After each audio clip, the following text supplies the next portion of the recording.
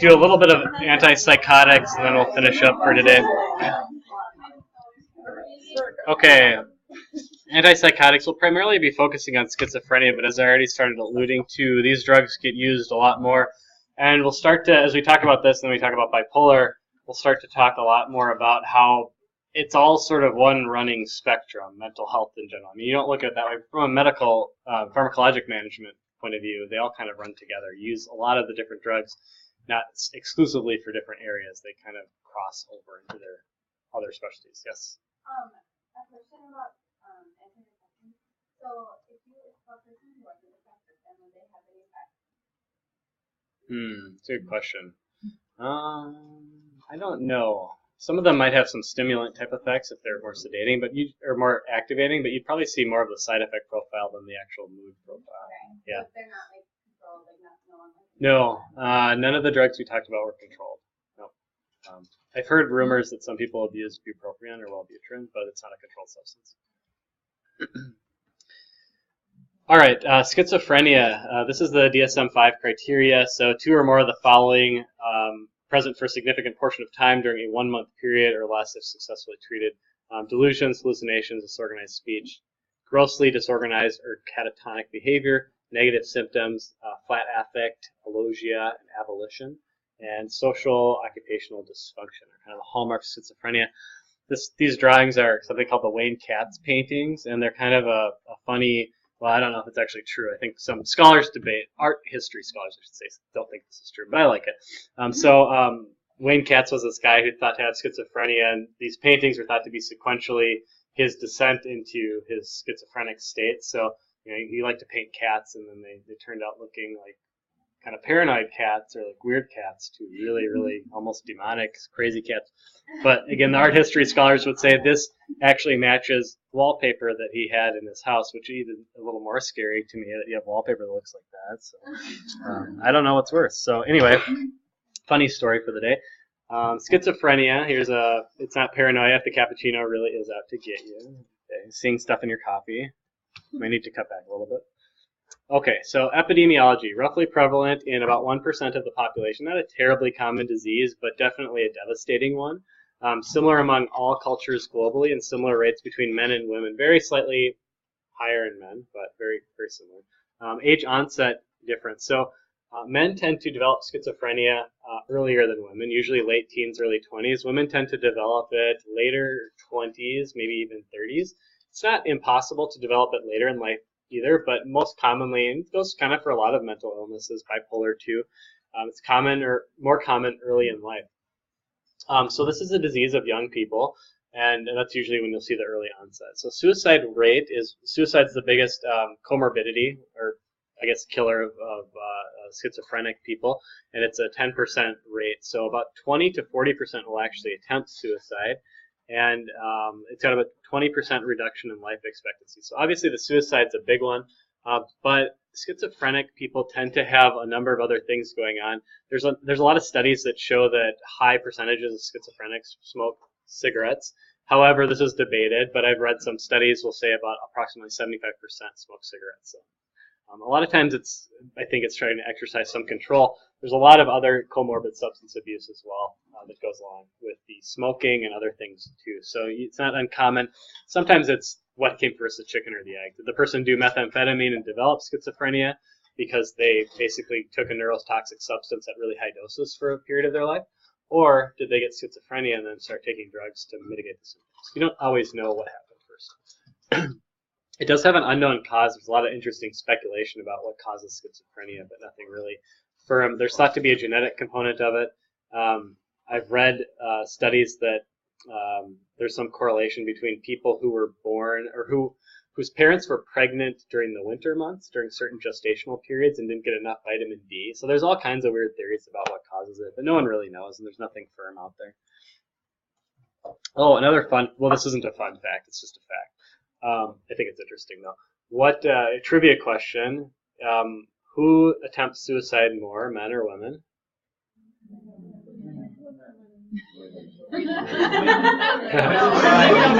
Women. Okay. Yes, I think I heard the answer there. Women attempt more. Men are more successful in their attempts. Men tend to choose drastic measures like guns and things like that, and women tend to choose like pills or something like that. That's less likely to cause an immediate fatality. All right, stages of schizophrenia. There's a number of things that I don't care you know personally, but they're on here. And so the point is that there's ways you can look at how a schizophrenic person might present. So prodromal, gradual onset, isolation, deterioration of hygiene. This is slow. It's not like a seizure when we're talking about a prodrome or anything like that. It's going to take probably months, maybe even years to see some of this flesh out fully. Or it could be rapid in some cases, but usually it's going to take a little bit of a while. But usually you're going to see somebody isolate slowly, deterioration of hygiene, loss of interest in work or school, dysphoria. Acute phase involves full-out psychotic behavior, lack of ability to care for oneself. So this is where you're going to see paranoid delusions, hallucinations, likely whether they're auditory or visual or both. Stabilization, acute symptoms decrease over several months. Stable symptoms mostly complete or gone. So they could be really in anywhere of these phases. And medication, of course, may be used to get somebody into the stable phase of schizophrenia. Complete remission without symptoms is incredibly difficult with a schizophrenic patient. We can't do it very well with our current medications. Some patients might get lucky, but it's very, very challenging. Okay, antipsychotics. There's two major groups, and they're referred to differently. I think traditionally they're called atypical and typical antipsychotics. Typical were the first generation drugs, which is why they're called the typical ones. And then these new drugs came out 10, 20 years ago, where they started calling them, well, these are atypical because they work differently from how we've been treating schizophrenia for the last 50 years. And those are the second generation antipsychotics. So I'll refer to them as first and second generation, but because I think it's more logical. But you might hear people talk about atypical versus typical. Yes. So typical are the first. Yeah, it's backwards. Typicals are first generation. Sorry, atypicals are second. Development of these agents dramatically changed mental health treatments. I think before we had any type of antipsychotic treatment, there was nothing you could really do. I mean, you could do electroconvulsive therapy, which is actually something we still do today, and it's quite effective. But people did really odd stuff like insulin coma induction, where you'd give somebody insulin, basically drop their blood sugars to a really unsafe level, which probably actually induced a seizure, which is where any theoretical benefit would have come from. ECT is a much safer way to induce a seizure, by the way. You guys talk about ECT at all yet? A little bit?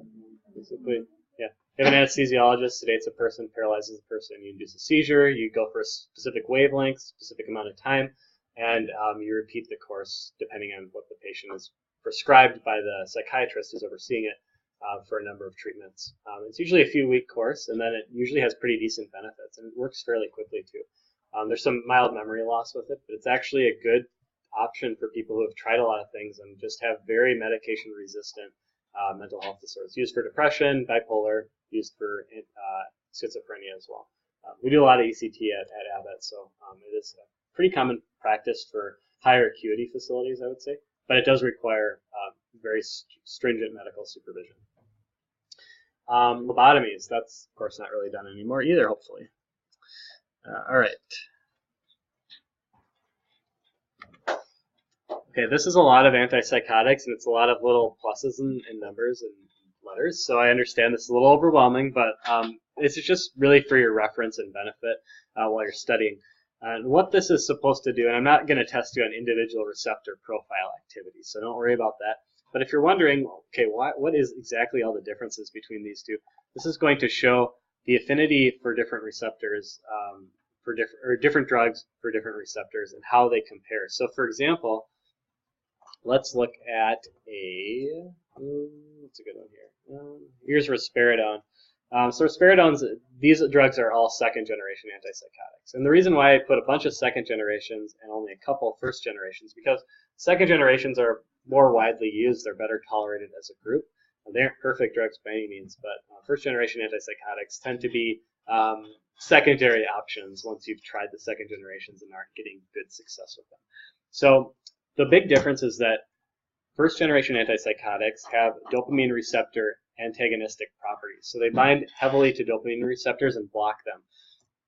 So the idea is that you have dopamine overactivity in certain parts of your brain, and if you block that, you get less hallucinations, you get less delusions, you don't get paranoid anymore. But it doesn't really do anything for the other components of the disease. So you still have a flat affect, you still might not be able to function in society very well. And that's a big problem. So historically, yes, we've been able to treat people's hallucinations and what we call the positive symptoms, but we haven't been able to treat the other side of the coin very well. So we're going to get into a little bit more of this, and that's where you see some of the focus on serotonin antagonism in certain parts of the brain. So these block different serotonin profile, or different serotonin receptors that are thought to be overexpressed in certain parts of the brain that theoretically help address that mood component and might improve cognitive function in some of these patients. And you see that some of them actually have serotonin, norepinephrine reuptake components to it too. So we have some antidepressant components. So interestingly, we just talked about drugs that are pretty specific, right? SSRIs, SNRIs, they don't do all that much that's interesting. They block one basic or two basic groups.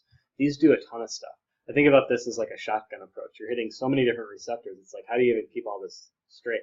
And what about the histamine and muscarinic and alpha receptors? Where do those come into play? All right, we'll get there. On the edge of your seat, right? Okay. So let's talk about the psychopharmacology, because I think this stuff is really interesting. Dopamine. And the reason why I'm going into a little more detail about this is because I think people think, oh, I'm given antipsychotic, it's kind of like voodoo, right? You hit all these different receptors and something happens and, hey, they don't have symptoms anymore. Hey, it's improved. Great. Let's talk about why that logically makes sense. So again, dopamine, we have overexpression in some areas, underexpression in others, and we want to try and balance that out a little bit. So mesocortical versus mesolimbic pathways. In the mesocortical pathway, you have dopamine hypoactivity, which is generally causing your negative symptoms, so your flat affect, your alogia, those types of things. Mesolimbic pathway, dopamine hyperactivity causing positive symptoms. So the idea is, and historically, our first generation antipsychotics targeted this only, which doesn't really do much for this part. And there isn't a lot we can do, actually. But the idea is that maybe it shunts it over here. Now, let's look at some of the other issues. So we talked about dopamine use in Parkinson's disease, right? And how you use too much of it, you get psychotic. So what happens there? Well, motor control, there's a lot of dopamine activity in there, which obviously contributes to Parkinson's disease. And if you're blocking dopamine receptors, crossover blockade of dopamine receptors in that area, even though it's not your intended target for schizophrenia, your mesolimbic pathway is, if you get into the nigrostriatal pathway, then you're going to end up with movement disorders. And that's where our first generation antipsychotics really fail as a safe medication. They are safe for the most part, but you're going to get much more substantial Parkinson's-like movement disorders with a first-generation drug that's heavily targeting dopamine receptors versus a second-generation drug that's backing off the dopamine receptors more so. Or it's at least mitigating that with something else. What else about this? That's pretty much it. Okay. Serotonin. So new drugs jump in and we're like, hey, these drugs do some dopamine activity, right? So they kind of have to. If you don't have a dopamine antagonist component to your antipsychotic, you don't really tackle the positive symptoms very well, if at all. And that's a different conversation we'll have here in a second. But function of serotonin pathways, you have mood, memory, processing, sleep, and cognition. So if you can work a dopamine pathway and then add some serotonin pathways and mitigate or modulate where the serotonin's going, hey, maybe we're onto something here. And that's where things get a little tricky. I think dopamine pathways, we understand reasonably well where we're getting our movement disorders, where we're blocking our positive symptoms, and where the negative symptoms are coming from. Serotonin pathways is a little bit more voodoo, I'll use that term again, where we don't know exactly which subtypes are the effective ones. And it seems like when a new drug comes out, it'll say, hey, we focus on subtype 1F or something like that. And you're like, what does that mean? Well, this one's more associated with cognitive functions. Like, okay. What exactly did you do in a trial that showed me clinically that that's the impression you got? And I think sometimes it's like they trial the drug, or maybe they have a theory, they come up with some kind of a hypothesis. Well, this drug, slightly modified, should interact with these receptors differently, which should have a cognitive function, so let's study that specifically and prove that our drug has better cognitive improving capabilities than any other antipsychotic on the market. So like Latuda or lurasidone, that's exactly what they did. And they've got some decent data to support that. So some interesting changes in the way we've treated schizophrenia and psychotic disorders over the years. Kind of focusing more on looking at lots of different receptors versus just dopamine. So here's some of the side effects you get from antipsychotics and by antagonizing the receptors. So dopamine, we talked about the movement disorders. Prolactin elevation can affect fertility. It can have some other things like that. Serotonin, nausea, sexual dysfunction, orthostatic hypotension, weight gain have been seen by manipulating that. Weight gain's a big one with second-generation antipsychotics, which we'll talk about specifically for a couple agents. Adrenergic receptors cause orthostatic hypotension, reflex tachycardia possibly. Histamine, thought to cause weight gain as well, and sedation, and acetylcholine. So some of these drugs are anticholinergic. Not all, but some are. So we talk about the different receptors. These are the different side effect profiles you can possibly have. And some drugs cause a ton of weight gain, some don't cause any. Some have substantial anticholinergic properties, some don't have any. So it definitely depends on the drug we're talking about. Some are really cause heavy orthostatic hypotension, and some it's not even a question. So definitely the big differences when it comes down to what you're looking at treating.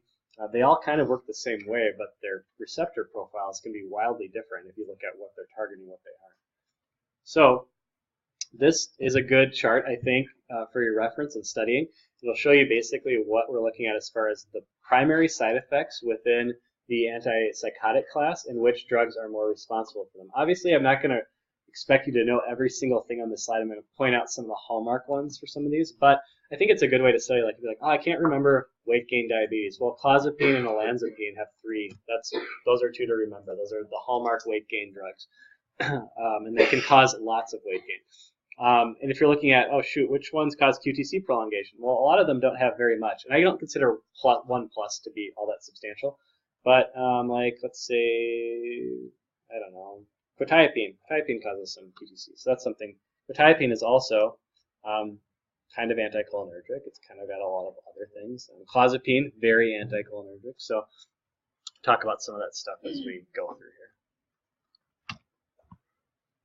All right, I've talked about this during Parkinson's disease and talked about it a little bit during the nausea and vomiting lecture, but when you have an antipsychotic that's manipulating dopamine, you have risk for EPS and TD. So extrapyramidal symptoms are your movement disorders as a group. So akathisia, Parkinsonism, dystonias, associated with acute, and that's the key here, antipsychotic use, and treatable by either stopping the agent, pre-medicating before you give the agent, or giving, sometimes you can stop it if you give an anticholinergic medication after. We'll talk about those in a second. But the point is that this is about acute use. It's going to happen quickly, usually, with most patients. So the first dose, they might see it. Sometimes you have to live with it a little bit. If you have a patient who's schizophrenic and they haven't responded to anything and they're on haloperidol, which is a first-generation drug that's heavily associated with EPS but also very effective, it might just be part of the game. You try and mitigate it, again, by giving them some anticholinergic medications to pre-medicate along with their haloperidol. It can be really difficult to eliminate it altogether, but it's a benefit-risk scenario. Like, what's the risk of a little bit of Parkinsonism versus a lot of schizophrenia? Tardive dyskinesia is more of a chronic type thing, but it's not quite the right way to look at it. So tardive dyskinesia can happen at any point during therapy, but it's most common after 6 months or even years of treatment. So there's documented cases of TD several years after take. So somebody could be stable, doing great, and all of a sudden they develop tardive dyskinesia. It's basically involuntary facial movement, so sucking, smacking of the lips, movements of the tongue, facial grimacing, lateral jaw movements are the most common presentations of it. And it's usually an irreversible side effect. You can stop the drug, change the drug. It's probably not going to do anything. Yeah?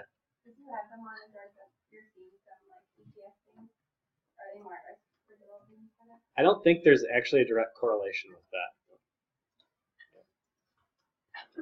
Kind of TD is pretty rare. I'll throw that out there as well. You don't see it very often.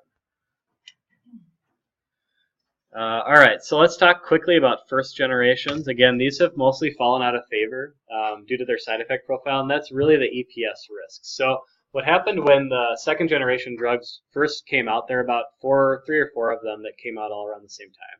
And they're expensive, they're new medications, so a lot of people are like, well, what's better? These new drugs that seem to have no or limited EPS risk, or our current drugs that have an EPS risk, is there one actually better at treating schizophrenia?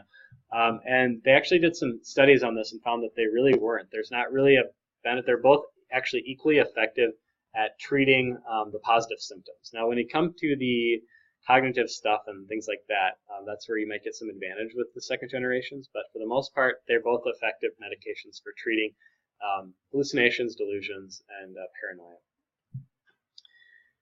Never used first line for maintenance purposes. We don't start somebody on a first generation antipsychotic. However, again, they are effective for this. Newer agents have replaced them. Again, people who don't respond to a second generation probably will be considered for a first generation trial. Haloperidol is pretty commonly used today, and the reason is because it's really potent and it works very quickly. So if you have somebody this is kind of like a psych emergency situation. So somebody's having an acute psychotic exacerbation, they're in your emergency department, they're threatening themselves, they're threatening your staff. You have to have security hold them down. You give them a shot of haloperidol. They calm down fairly quickly. Haloperidol is very sedating.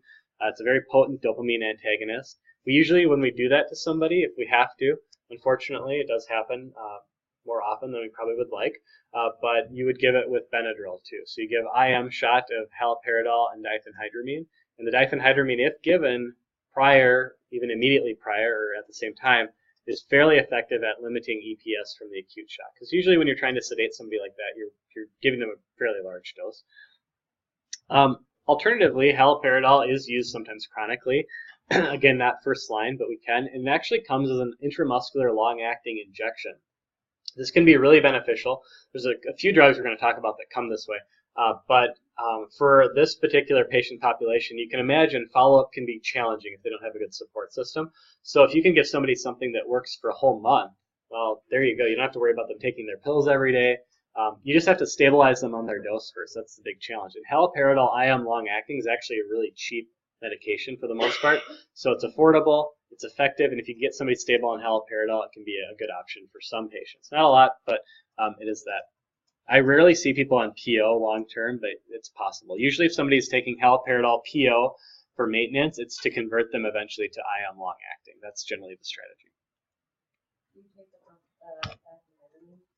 It depends. Some patients might be okay without it in the dose, but a lot of patients will actually, so what they normally use is benztropine, which is cogentin, which is sort of like a less sedating anticholinergic that's easier to take throughout the day than diphenhydramine would be.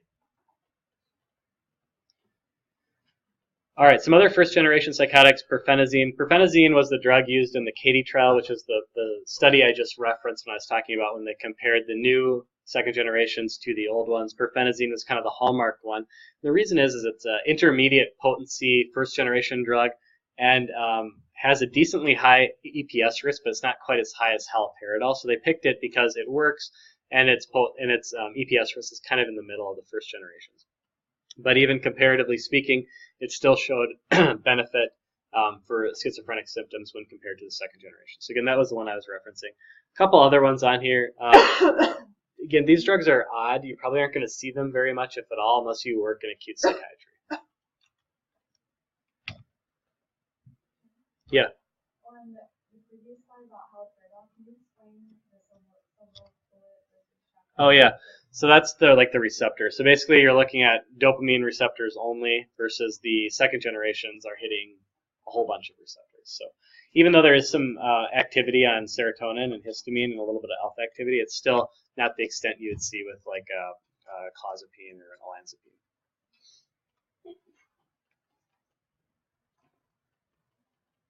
So I know that the receptor profiles show a lot of different things, but just think, if you want to keep it really simple for yourself, first generations, very much focused on dopamine. Second generations are a little bit all over the board as far as what they are targeting. But mostly, it's more of a focus on serotonin receptors with dopamine kind of added on as a side note. All right, so treating or preventing EPS is what I just talked about, and kind of some of the same things here that we've talked about in some other modules. But diphenhydramine or benztropine is cogentin. PRN is an option, but a lot of times, like if you have somebody on scheduled haloperidol, normally they're probably on scheduled benztropine too. And again, it's an anticholinergic drug that's fairly effective for mitigating EPS, but it does not have the same sedative properties, or at least substantially sedative properties, as diphenhydramine does. I think it also comes IV IM, so you could give it as an injection if you wanted to.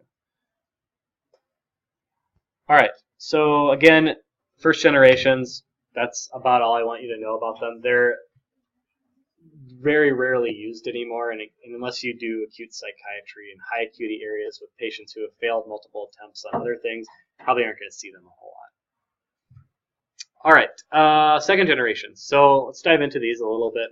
Starting with risperidone or paliperidone. Risperidone was not one of the first second generations, but one of the earlier ones. And it's a nice middle of the road antipsychotic. It doesn't have a ton of side effects, not the most potent. It's generic, it's relatively affordable. So there's a lot of nice advantages to it, but it's certainly not the best one from a safety profile out there. There are some issues with it. Risperidone and paliperidone are brand names Risperdal and Invega, respectively. Invega is or paliperidone is just an active metabolite of risperidone.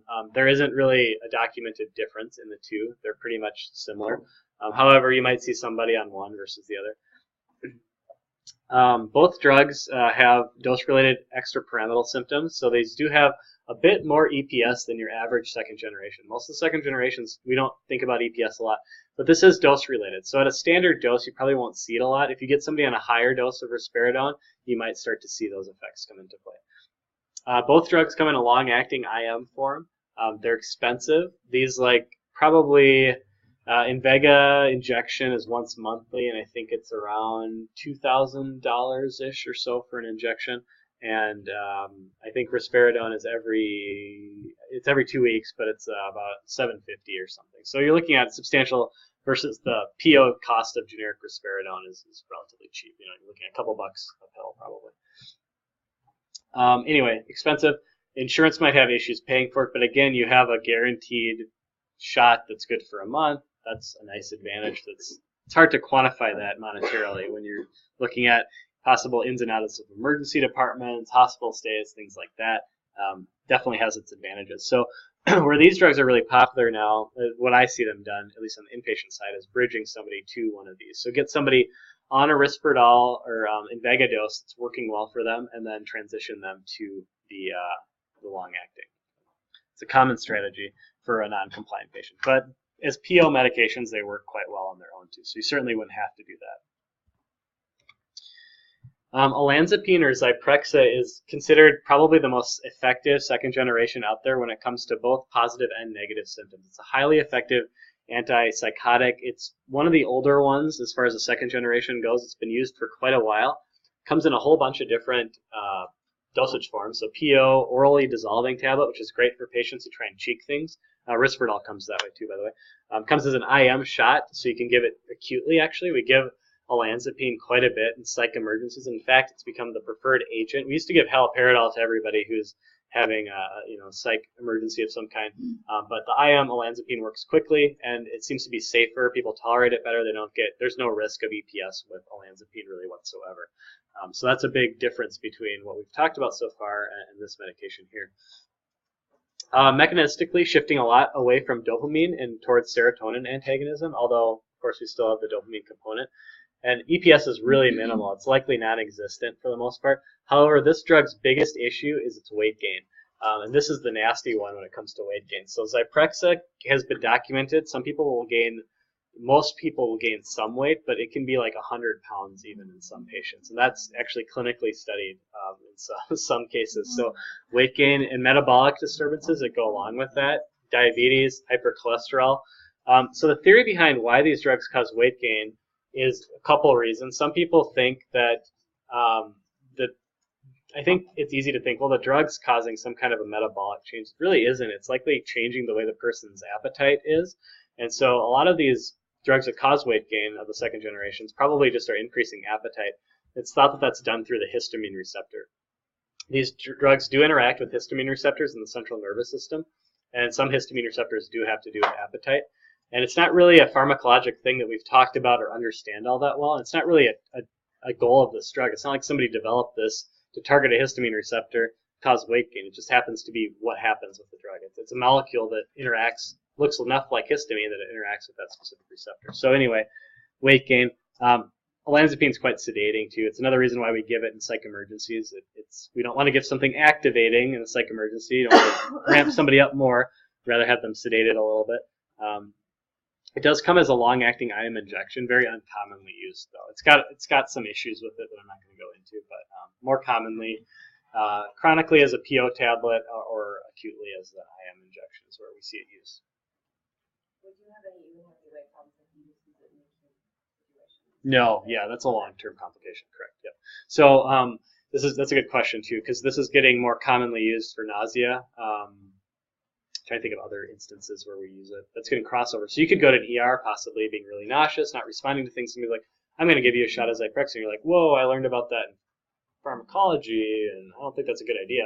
Kind of worries me a little bit. I'm not sure if I'd feel comfortable with that. But yeah, you're right. You wouldn't get the weight gain complication. EPS risk is, though, actually quite safe in an acute instance and for a small dose. And you're using lower doses for nausea than you would for a psych emergency, or you should be anyway. Unless you're having a psych emergency and you're nauseous, I guess. There you go. Okay, quetiapine or Seroquel. Seroquel is another one of the original second generations. It's actually probably one of the weakest potency drugs. It's got a weak affinity for a lot of receptors. So you see Seroquel dosed kind of all over the place. Like, it always baffles me. So like I've seen people on 900 milligrams or even 1200 is I think the max. And then you'll see people taking like 12.5 or 25 milligrams PRN for agitation. So Seroquel gets used for a lot of different reasons. A really popular one seems to be for elderly patients with dementia. They like to use low-dose Seroquel for dementia-related psychiatric disturbances. But you'll see this used for anything from sleep to just general anxiety. Sometimes it's like, oh, I take 25 of Seroquel when I get an anxiety attack. Well, and then you look at somebody who's schizophrenic on it for maintenance, and they're taking 800 milligrams a day, and you're like, how is that even? It kind of, again, it baffles me a little bit. Seroquel has a relatively good side effect profile. A lot of these things are dose related. Weight gain is minimal, but it's still there. It's not as much as Olanzapine. It is sedating, which is why people use it for sleep. And it does prolong the QTC interval. The other thing I don't really have on here is even though it only had 1+ on the side effect slide, it is fairly anticholinergic. And the reason why we get concerned about it is because this tends to be something people, I don't know, for whatever reason, I don't know if people just have access to this, but I see a lot of overdoses on Seroquel. It's relatively safe in overdose. QTC is probably the biggest thing, but it is anticholinergic. So if you take a lot of it, you're going to see those side effects. And I've worked with our toxicologist a couple times on some cases like this, and you can give a little bit of physostigmine, which is a possible reversal for anticholinergic toxicity. And if a person responds, like we had an elderly patient who took way too much of her Seroquel or thought that's what happened, gave her a little bit of physostigmine and she popped right back up. So acetylcholinesterase inhibitor. So it's interesting that you can see some of that documented in some of the overdose attempts, but generally speaking, it's not terribly anticholinergic. I would get a little bit concerned about it if you're combining it with other anticholinergic medications, though, especially in an elderly patient. So just keep that in mind that it's got that anticholinergic part to it, but as a standalone drug, probably not a huge deal. It does come as a brand name XR formulation. I think the half-life of Seroquel is like 8 hours, and the XR formulation is 9. I don't know. But Seroquel is recommended to dose twice daily, and the XR is recommended once. You be the judge of whether that's necessary, but that's what you'll read as far as like the package insert and how they recommend dosing it. Okay, Zyprexa or Geodon is a little bit newer than the other ones. It's thought to have a really good side effect profile, probably one of the better ones. It doesn't have any weight gain associated with it, and it's actually somewhat activating, which you could argue might not be a good thing. If you have somebody who's acutely psychotic, you don't want to give them something activating, so you might need to wait until you can manage the acute psychosis before you could start them on something like this. For a long-term maintenance drug, it could be a decent option for some patients. It is generic now. It went generic a few years ago, so it's relatively affordable. It does cause QTC prolongation. It gets a lot of attention for this, but it's really not any better. It's not any worse, I should say, than quetiapine or Haloperidol. They all cause QTC prolongation at about the same rate. So it's not like a reason not to give it. It's just something to be aware of. And just like any drug that prolongs QTC, we want to make sure we aren't stacking up QTC prolonging agents. And if we are, we're monitoring the EKG regularly. It does come as an IM immediate release, so this is not a long-acting product, but it does come as an IM product for acute psychosis. It's more expensive than Olanzapine, and it's not quite as effective. So generally for acute psychosis, we rarely ever use Zyprexa. We pretty much only use Olanzapine for that purpose. It has some serotonin norepinephrine reuptake inhibition, so there's some theory that it treats other depressive type symptoms, which could help with the mood functions and cognitive behavior as well. Abilify. or aripiprazole. Aripiprazole was the top-selling drug, well, one of the top-selling drugs in the country, which is interesting when you look at the top drugs and one of them is an antipsychotic. It's like, what does it say about us as a society? I think it's just because it's gotten so much use in every other mental illness possible. So this is your hallmark for an adjunct therapy. So when I talked about what's new and trending in adjunct with respect to depression, this is the drug. So aripiprazole has actually a lot of FDA indications. Schizophrenia is one of them, but it got some initial adjunct use in bipolar disorder, and then it's expanded that substantially. So it's got adjunct use in depression, generalized anxiety disorder. This is a really common add-on that people will go to almost immediately sometimes now after somebody has been on an SSRI, not quite working. Let's try Abilify. It's pretty well tolerated as far as our antipsychotics go. It's not perfect. It does cause some EPS at high doses. I have seen people in the ER with movement disorders from aripiprazole. Even though it's not really a well-documented side effect, it does definitely happen. There's a newer drug. So this is off patent now. It's now generic, so it's actually a lot more affordable than it used to be. So I think that's only going to uptick its use. But brexpiprazole, or Rexulti, is the newest one on the market, one of the newer ones on the market.